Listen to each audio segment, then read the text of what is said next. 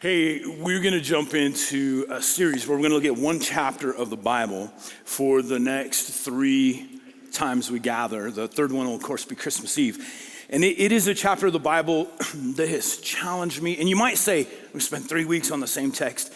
When I begin to read it, you'll understand why. It is this like full text. It's John chapter 1.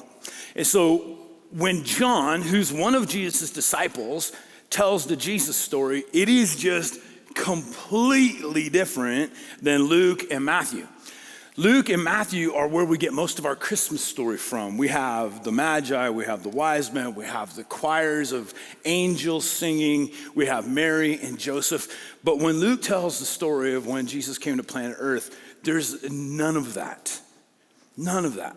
So if we did a comparison, especially between Luke and John, Luke wants to tell us a story, and he wants to put it in a time and a place. He tells us who the Caesar was at the time that Jesus was born. He uses this phrase, in that place and in that time. And so Luke is telling this story, and it's a narrative. Here's what John does. John gives us a poem. Luke wants us to understand what happened. John, when we read his Christmas story, he wants us to contemplate what it all means. And so as we walk our way through Luke's story, you're going to find this, that Luke is going to drop the seeds of his entire book, all these big ideas into chapter 1. Things like belief, things like symbolism, things like fulfillment of the Old Testament, a restoration of all things. And by the way, in the new year, we'll begin a study in the book of John. We'll start with chapter 2 in January. And so would you join me as we take an adventure, all right? It's not quite the same sentimental Christmas story, but it is deeply, deeply meaningful. And it is packed with concepts that I think we'll walk away and we'll think about throughout the week. And so over the next 3 weeks, we're going to look at 6 different things that John says about the person of Jesus. This weekend, we're going to look at these 2 big concepts. 1, John is going to say emphatically, he wants everybody who reads his book to know this: Jesus is God. Second thing we'll look at is John wants everybody to know that Jesus is the creator. Jesus is God and Jesus is the creator. Let's read together the first 18 verses of the book of John. In the beginning, okay, even right there, you pause and you think, well, that seems familiar, right? Well, here's why it seems familiar. Even if you're not a student of the Bible or you're just spiritually curious, Genesis chapter 1, first book in the Bible. In the beginning, God created the heavens and the earth. Now, the earth was formless and void, and darkness covered the face of the deep. And God said, and then he begins to speak.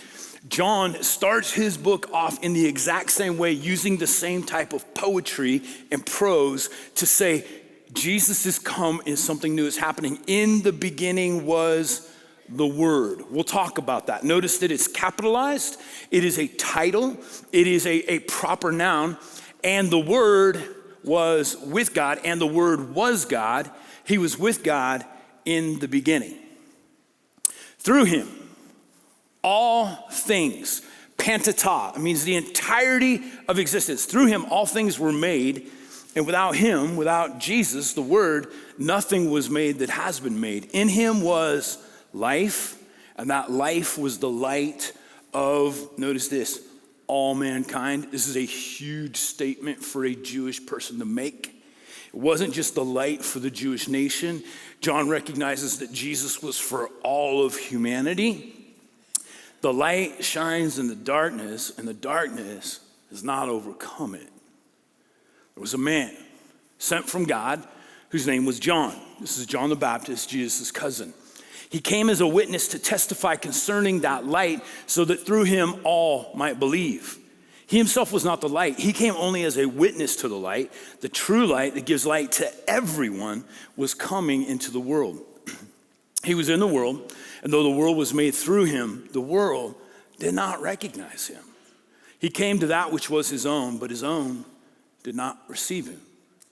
Yet to all who did receive him, To those who believed in his name, he gave the right to become children of God. Children born not of natural descent, nor of human decision or a husband's will, but born of God. The Word became flesh and made his dwelling among us.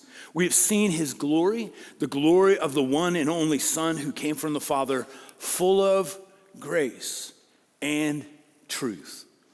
John testified concerning him. He cried out saying, "This is the one I spoke about when I said, he who comes after me has surpassed me because he was before me." He's been around forever. Out of his fullness, we have all received grace in place of grace already given. For the law was given through Moses. Grace and truth came through Jesus Christ.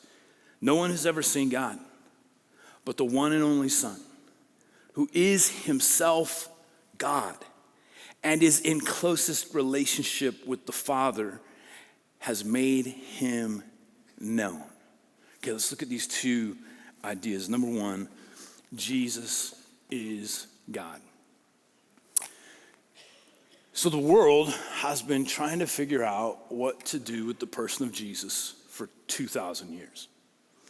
We're talking about a Jewish rabbi who grew up in the backwaters of Israel, who probably, because he was raised in Galilee, spoke with a very, very distinct accent, who never traveled more than 100 miles away from his hometown, who never left behind a single written document, who never took a throne nor led an army, and yet he's changed the world like no one else. For 2,000 years, on every continent, in every language imaginable, people have been celebrating his birth. He only lived for about 33 and a half years. He only left behind 12 disciples, maybe 500 at the max. And yet, whatever he invested in them caused them to go and change the world. They became a more significant influence than the Roman Empire itself. What do you do with the person of Jesus?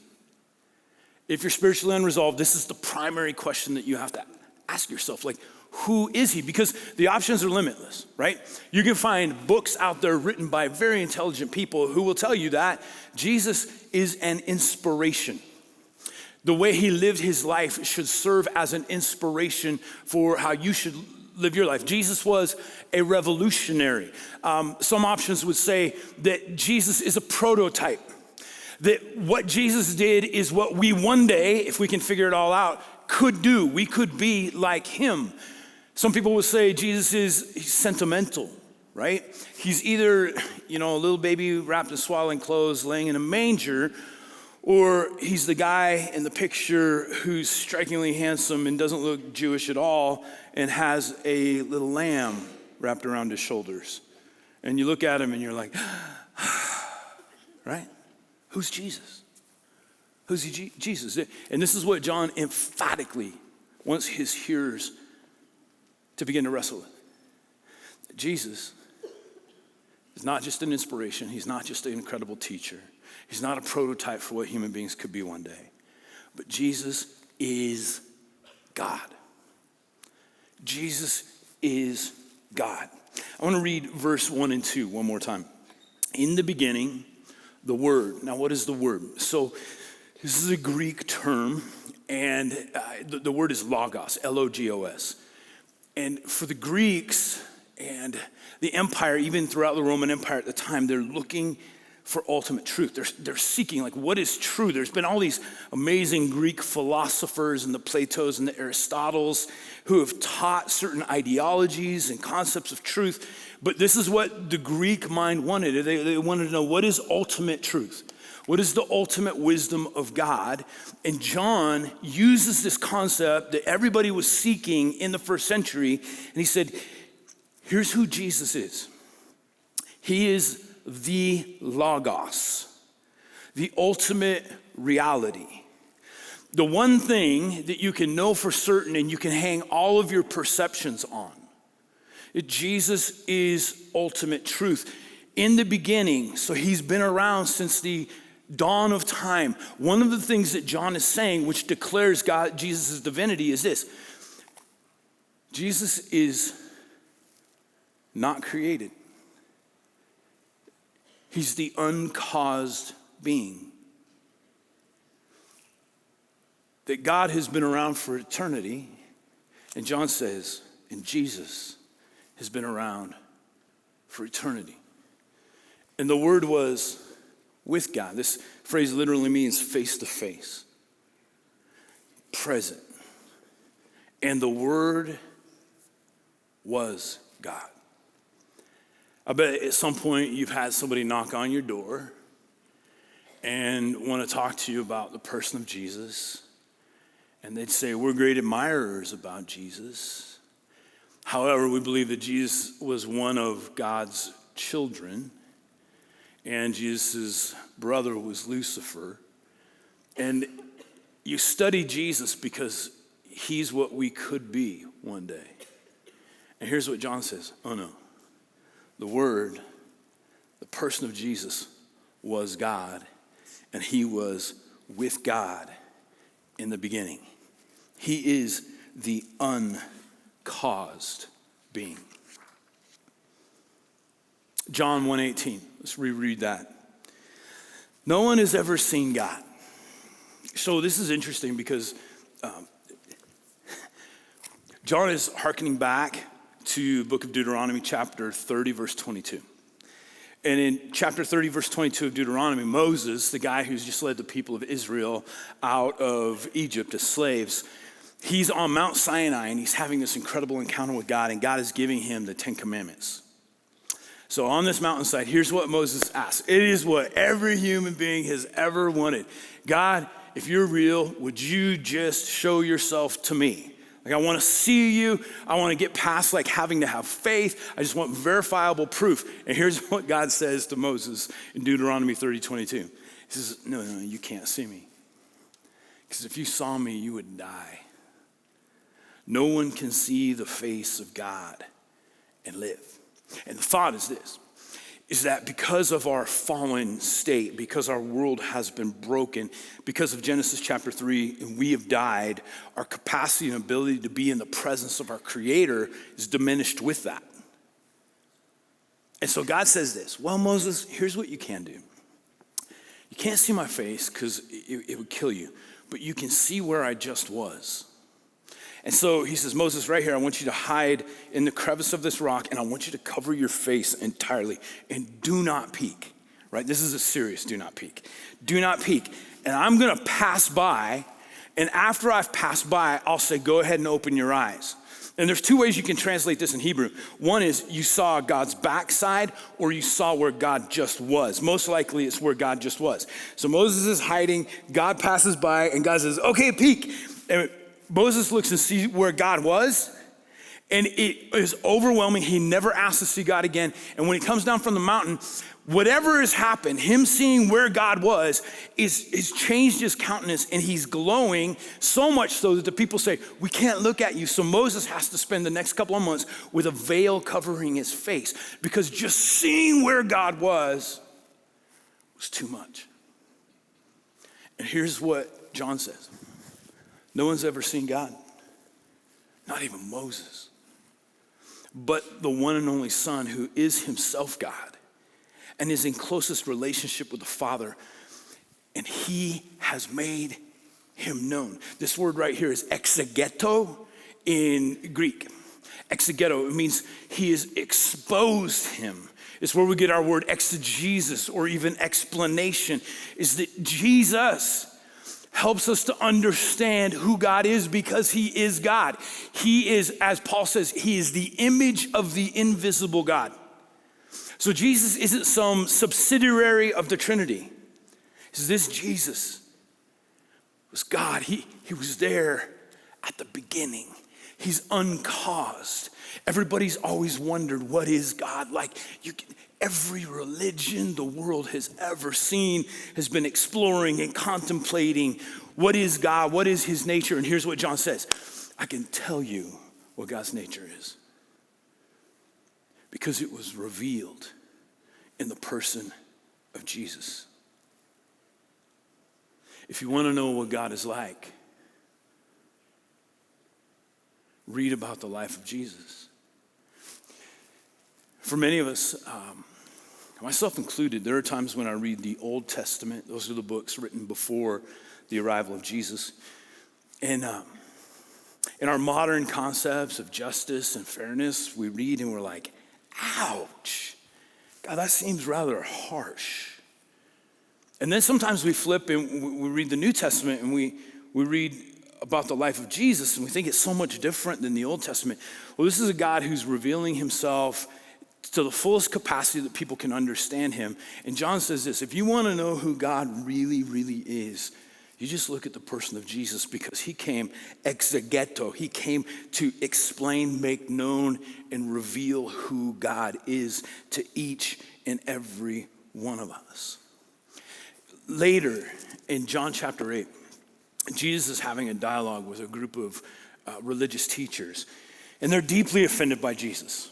The way he teaches, he's healing people, and they're like, who do you think you are? You're making statements that only God could make. And here's what Jesus says. He says, in Greek, it's ego and me. Who are you? He says, I am. He again is going back to the book of Exodus, where there's this same Moses standing next to a burning bush, and he says, who are you? You're telling me to go back to Egypt and deliver the people. Well, give me a name so I can tell the Egyptians who sent me. And this is all God says. I am is sending you, which is where we get the proper name for God in the Hebrew language, Yahweh. I am what? That's the point of the name. I am merciful, I am just, I am all powerful, I listen, I am. Everything that you could imagine Moses, this is who I am. And here's John, and he's taking Jesus, and he's letting people know this. He's not just an inspiration. Christmas isn't just about sentimentality. It's not just about how Jesus could make you feel. John says, I want you to understand that Jesus is God. Part of why the virgin birth is so important, which is recorded in the book of Matthew. And this is like a mind bender, okay? So if you're just spiritually unresolved in investigating, like the virgin birth is one of those things that you're like, what in the world? This is what the gospel writers are saying. They're saying that God chose to enter the human condition. And so Mary, this gal who's engaged to a man named Joseph, has a visit from an angel. And the angel says, Mary, you're pregnant. She's like, how can I be? I'm a virgin. And the angel says, well, the Spirit of God came upon you. And it is so important that this child you have is not just one more human being. Because there have been millions of human beings who have lived and have never been able to overcome brokenness and sin. So instead, God is infusing himself into the human condition. And so your child will not have a biological human father. God's going to be the father. What in the world? This idea of Jesus being God. Friends in the Muslim world, I have family members who are over there and they talk to people. This is one of the hardest things for the Muslim world to comprehend. So their name for Jesus is Isa, and they have had to deal with who is the person of Jesus. And they would say this, that Isa is a great prophet, second only to Muhammad. And so in the book of Surah, one of the scriptures, it looks like this. This is what most Muslims believe, is that the Christian tradition believes in three separate gods. This is the biggest challenge for them. But interestingly, most Muslims think that we believe in God the Father, Mary, and their son Isa. And that there are these three gods. And John knew that this would be so difficult for the world to experience, to accept. I talked to a guy last night after service, and I loved his question. He's like, what in the H-E-double-L are you talking about? I'm like, hey, buddy, that's the Trinity. That's Jesus being God, and God is God, and the Spirit is God. Mary's not in the equation. She's revered, she's special, but she's not part of the Trinity. And how can they all be one and be different? Here's the deal. This is a two-dimensional mind trying to understand a three-dimensional God. Part of what the ancient church did was this. They used a triangle to describe the Trinity. But they realized the challenge with this is that you had God the Father and then some subordinate, Jesus and the Spirit. And so it's impossible to draw, but what they began to do is they said, we're going to think of the Trinity on a plane. And that there's this God the Father, Jesus who is God, and the Spirit who is God. Not elevated, not one below, but on a plane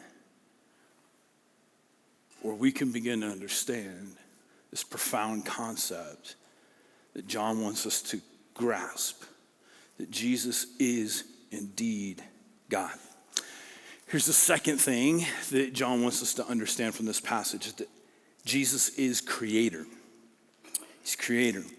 So John goes through great pains to bring everybody's minds back to Genesis chapter 1, where the world as we know it was created. And in Genesis chapter 1, God speaks 10 distinct times into the darkness. So there's chaos. And God speaks order into the chaos. The Hebrew term is tovu vavohu, which means waste and wild. That there was something here, but it was disorderly and it was dark and there was no life. And God speaks 10 times into the darkness, let there be, and something comes into existence. And John says, Jesus is coming, and he's coming into a world that is overrun by darkness, by chaos, by death, by pain, by disease, by confusion regarding who God is. And Jesus is going to begin to speak. Remember, he's the Word. He's going to begin to speak life into our world. This is the second time that the Creator has spoken something into existence. And Jesus begins to speak truth. People, they don't know what to do.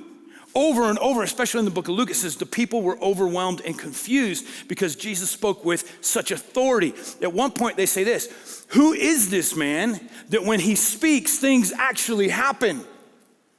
So Jesus would speak to someone who had a broken, withered body, and he would speak healing into that person. He would speak to, we'll take an example from the book of John, a woman who's been caught in the act of adultery, and she's this close to being executed. And he comes and speaks into her ear, and he writes words on the ground in the dust, and those words create life and a second chance. That Jesus is going to speak truth that people have never known before regarding who he is.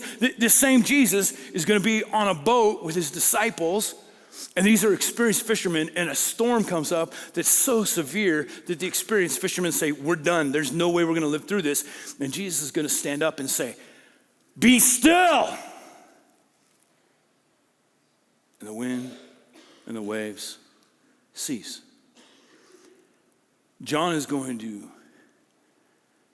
let his listeners contemplate, think about the idea that Jesus, the uncreated, the uncaused one, is still creating. And he's come into this planet, this imperfect, broken planet, to create something new.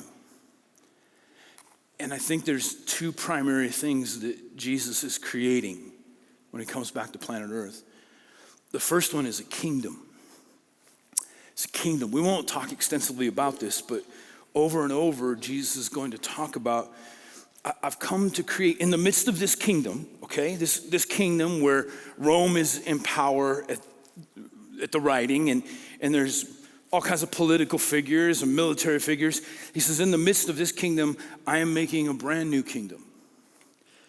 And it's a kingdom that has different rules of operation and different values than the kingdom that you see. And in this kingdom, we're going to have distinctives, and the distinctives are going to be how we love and how we forgive and how we care for people that are easily dismissed and forgotten, and what we believe. And we're going to have in this kingdom peace, and we're going to have hope. And it has nothing to do with the political global sphere around us. New kingdom. The other thing that Jesus is going to create is a new family. And this is very important to John as he writes.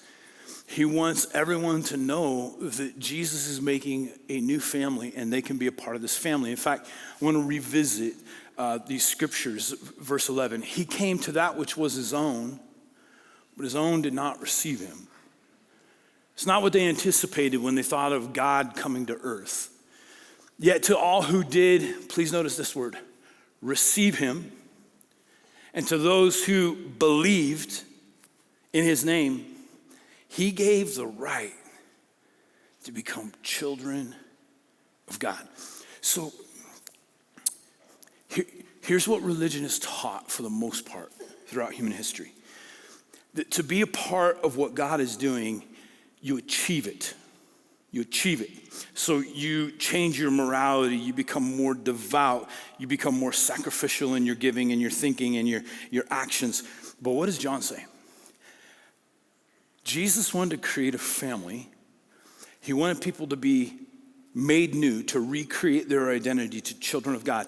And there are two things. It is not achieve, it is believe and receive.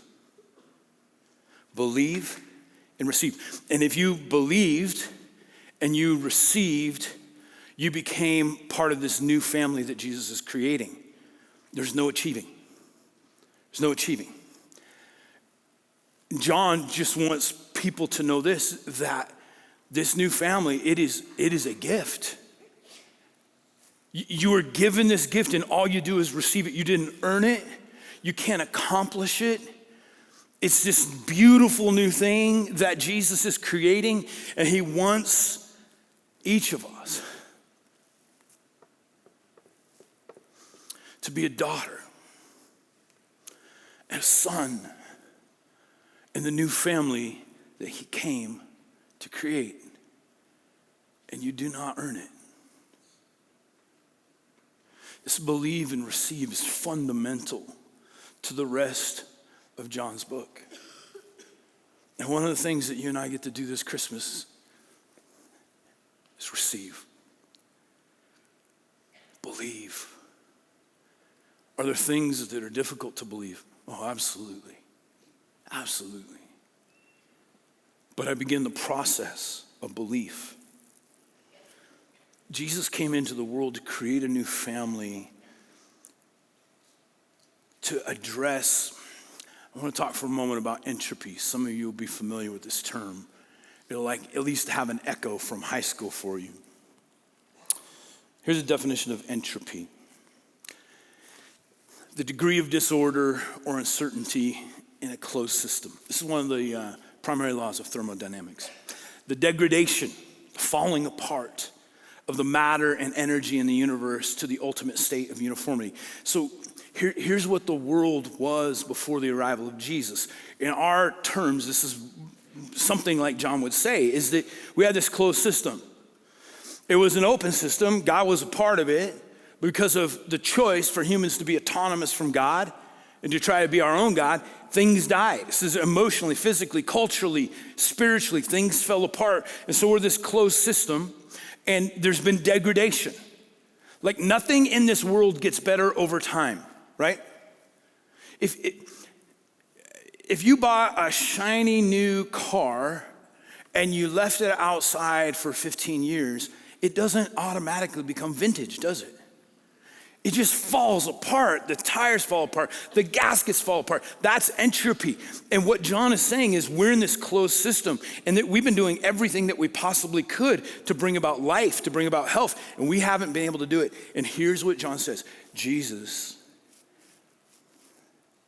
the Creator, entered into the closed system.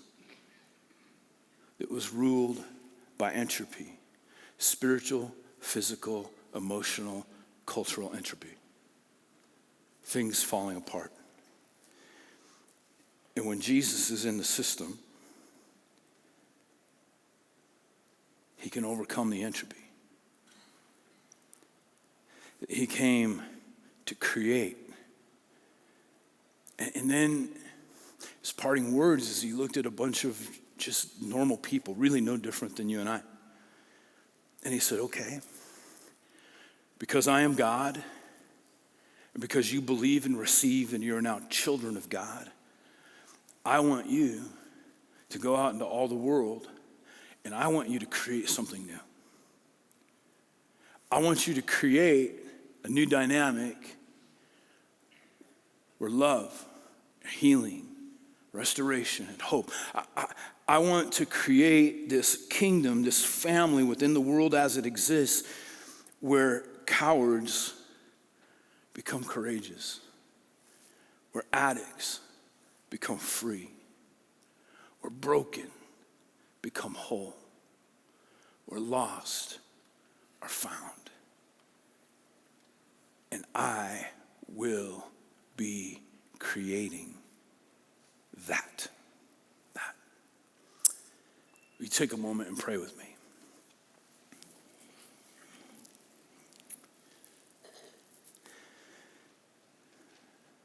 Jesus, you are God.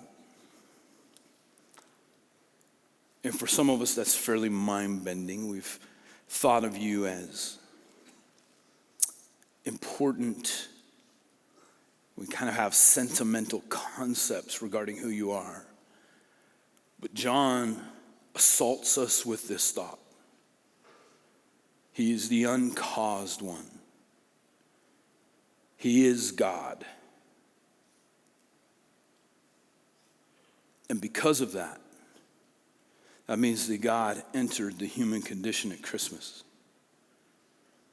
It means that our closed system, an intruder has come. And the intruder brings life and new creation. And for all of us, we believe and we receive. We want to be children of God, part of this new family that you're creating. And God, so many of us, we need creation in our hearts and our lives. We need the Creator to take the chaos and the brokenness and make something new, something better, something healthier. And then finally, if you keep your eyes closed for a moment, I just want to invite anybody who's listening, who's here in the room, and you'd realize that this is the moment that God is asking you to surrender to Him, and there's nothing for you to achieve. You believe and you receive, and you become a daughter or a son of God. And if this is that moment for you, I want you to believe and I want you to receive. And would you just raise your hand and wave at me? I want to make eye contact with you. Yes and yes. You're His. Yes, yes. Yeah. Yes, ma'am. Yes, sir. Yes, sir. In this middle section right here in front of me. Yeah. You're His. Believe, receive. Yes, over there as well. Yeah, absolutely. I see you. And if you're in the balcony, will you just wave at me? I believe, I receive. Yeah. Yes, yes. All three of you guys on that very top. Yes. Here, yes, ma'am. And if you're online, I want you to just look in your screen for a moment. The Lord sees you as well. Believe, receive, become a child of God. Let Jesus begin the recreation process. Amen. Amen. Hey, would you applaud for a bunch of people that made that courageous decision? Woo. If you made that decision, if you're online, I want you to click on the right button. If you're here in the room, there is a Bible free of charge at the Welcome Center out there. I want to get that into your hands and help you in any way we can. As you go, if you need prayer, there's people up front you can trust. If you're a guest, got a gift for you as well. Be the hands and the feet, mouthpiece of Jesus. You're loved. See you next week.